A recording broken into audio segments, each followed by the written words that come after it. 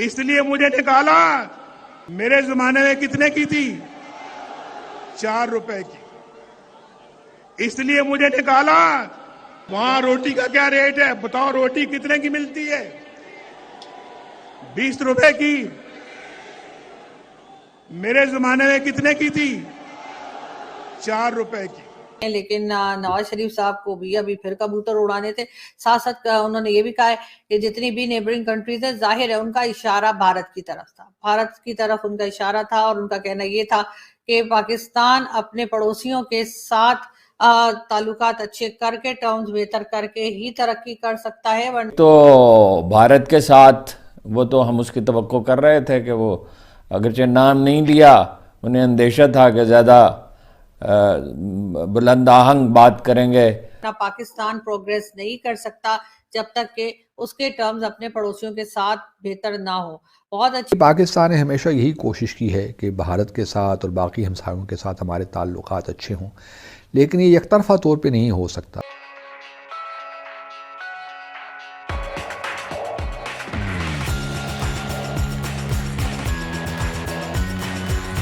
تو ان کی مذمت کی جائے گی، لیکن وہ یہ تو بالکل متوقع تھا کہ بھارت کے ساتھ تعلقات جو ہے بہتر بنانے کی وہ بات کریں گے. جو تعلقات بہتر بنانا نہیں ہے، میں اس کی ابھی وضاحت کرتا ہوں، اس کی ہیجمنی، اس کی بالادستی قبول کرنا ہے. یہ امریکیوں کا ایجنڈا ہے جو عربوں کے ذریعے بروئے کار آ رہا ہے. اور وہیں دیکھیے بھارت کے معاملے میں نواز شریف صاحب کا رویہ ایک عرصے سے خود بھی بدل چکا ہے، ذہنی طور پر وہ قبول کر چکے ہیں. اب مجھے اس کے لیے کوئی موضوع لفظ نہیں سمجھ میں آتا. ایک ہولناک مروبیت ہے، اور ان کے ساتھ یعنی پاکستان کی ایک وہ چاہتے ہیں کہ ایک ثانوی حیثیت ہو اور امن چین سے ہم حکومت کریں. اور حکومت کیا کریں؟ کاروبار کریں. کاروبار ہی ہے، حکومت کیا ہے؟ اور جیسا میں نے عرض کیا، انٹرنیشنل ایجنڈا بھی یہی ہے. انڈیا اسٹریٹجک پارٹنر ہے امریکہ کا، اور ہمارا چین ہے. چین کی بات کرنی چاہیے انہیں. دیکھیے کھٹمنڈو میں ملے، اور بھارتی اخبار نویس کی خبر ہے، وہ خاتون کی کیا نام ہے ان کا، کھٹمنڈو میں خفیہ ملاقات کی مودی سے، اور جندال سے اسلو میں خفیہ ملاقات کی. اس کی آج تک وہ تردید نہیں کر سکے. اپنے اسٹاف کو بھیج دیا. جب پشاور میں دھماکہ ہوا تھا اور 100 آدمی مر گئے تھے، تو ان کی خبر لینے کی بجائے وہ اسلو پہنچے اور وہاں خفیہ ملاقات کی. جندال سے ان کا کیا تعلق ہے؟ وہ بغیر ویزے کے کیسے آ جاتا رہا، اور اس کے گھر کیسے صاحبزادے کے ساتھ تشریف لے گئے.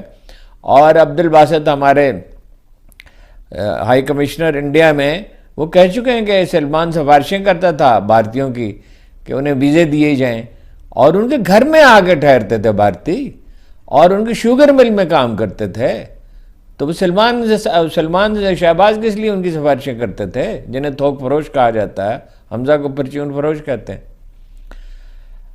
اور ایٹمی پروگرام سے تو مجھے حیرت ہے کہ کس نے شروع کیا تھا؟ بھٹو نے شروع کیا تھا بھائی. اور ضیاء الحق پہ کتنا ہولناک دباؤ تھا، اور اس دباؤ میں اس نے اسے مکمل کیا. اور کوارڈینیٹ کرتے تھے غلام اسحاق خان. آپ کو تو انہوں نے کبھی دعوت نہیں دی وہاں آنے کی. کوہوٹا میں آپ تو کبھی تشریف ہی نہیں لے گئے. آپ کا کیا کنٹریبیوشن ہے اس میں؟ اور جن کا کنٹریبیوشن ہے ان کا آپ ذکر نہیں کرتے. باقی رہ گئی جناب 4 روپے کی روٹی اور 37 روپے کا پٹرول. تو آپ کے آنے سے پہلے روٹی 2 روپے کی تھی، آپ کے زمانے میں 4 روپے کی ہوئی تھی. اور ڈالر آپ کہتے ہیں 104 پہ چھوڑ کے گئے تھے، 104 پہ نہیں 120 پہ چھوڑ کے گئے تھے. اور آپ کہتے ہیں کہ 37 روپے پٹرول فی لیٹر تھا، تو 60 روپے تھا آپ کے زمانے میں، تو 32 سے 37 تھا جنرل مشرف کے زمانے میں. اور آپ کے زمانے میں تو شہر ترقی کبھی کبھار کبھی کو 5% کو چھو لیتی تھی کسی سال. مشرف کے زمانے میں 7% تھی. اور ترقی موٹر بیز نہیں ہوتی، اورنج ٹرین نہیں ہوتی، جو ایک بوجھ ہے، اور ایسے حالات میں بنائی گئی ہے کہ وہ قرضوں کا بوجھ پہلے ہی بہت زیادہ تھا، اور اب اس کی ہر سال 10 12 15 روپے سبسڈی دینی پڑتی ہے. اور اس کے لیے بسیں سواریاں ڈھوتی ہیں، وہ بھی سرکاری خرچے سے منگوائی گئی ہیں. بھارت کا ہم نے بارہا دیکھا کہ اور ان کی جو شرائط رہیں، پیش کی شرائط کہ بھئی آپ پاکستان یہ کرے، ابھی بلکہ نواز شریف صاحب کی تقریر کے بعد میں بھارت کا میڈیا دیکھ رہا تھا، وہی جو ہے مانترا ہے ان کا کہ جی دہشت گردی اور جو مذاکرات ہیں ساتھ ساتھ نہیں چل سکتے۔ یہی باتیں اگر آپ دیکھیے تو 2018 میں عمران خان نے بلکہ اپنے الیکشن کے بعد جب وہ منتخب ہو گئے تھے تو انہوں نے کہا تھا کہ جی بھارت ایک قدم ہماری جانب بڑھے تو ہم 2 قدم ان کی جانب بڑھیں گے۔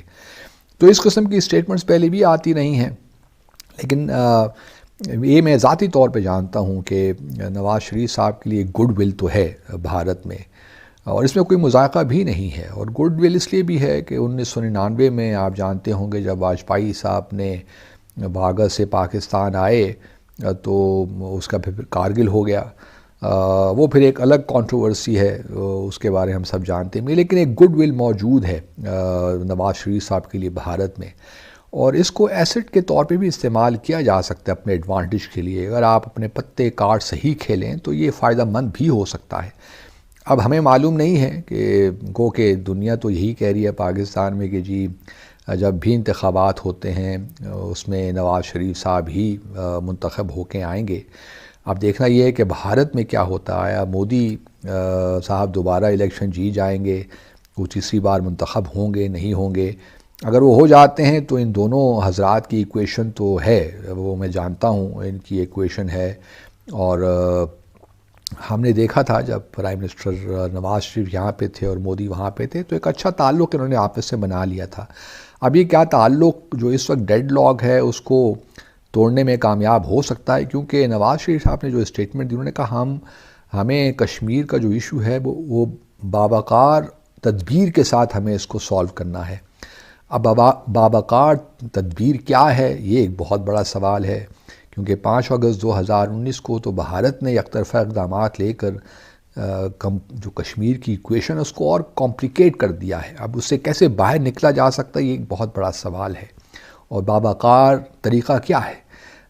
کیا ہم پس پش ڈال دیں، اس کو بیک برنر پہ ڈال دیں، جس طرح کہ ایک زمانے کچھ ادوار میں کوشش کی گئی، لیکن وہ ہوتا نہیں ہے، کیونکہ جموں اور کشمیر کوئی ٹیریٹوریل ڈسپیوٹ تو ہے نہیں، یہاں لوگوں کا معاملہ ہے، اور اگر ان پہ ظلم ہو رہا ہے، ان پہ ریاستی دہشت گردی ہو رہی ہے، تو پاکستان کس طرح خاموش رہ سکتا ہے؟ اور ہم نے یہ بھی دیکھا کہ یہی پی ایم ایل این اور پی ڈی ایم کی حکومت پارٹیاں میں یہی کہتی رہیں کہ جی 5 اگست 2019 کے بعد عمران خان نے کشمیر بیچ دیا اور کوئی بھی معاملات آگے نہیں چلائے۔ اس لیے مجھے نکالا، اس لیے میری چھٹی کی، اس لیے کہ جناب نواز شریف جو ہے وہ اس نے اپنے بیٹے سے تنخواہ نہیں لی، لہذا فارغ وزارت عظمیٰ سے خارج کر دیا۔ یہ کہاں کا فیصلہ ہے یار؟ کیا فیصلہ ہے یہ؟ آپ پاکستانی قوموں بتاؤ، آپ اس فیصلے سے اتفاق کرتے ہو؟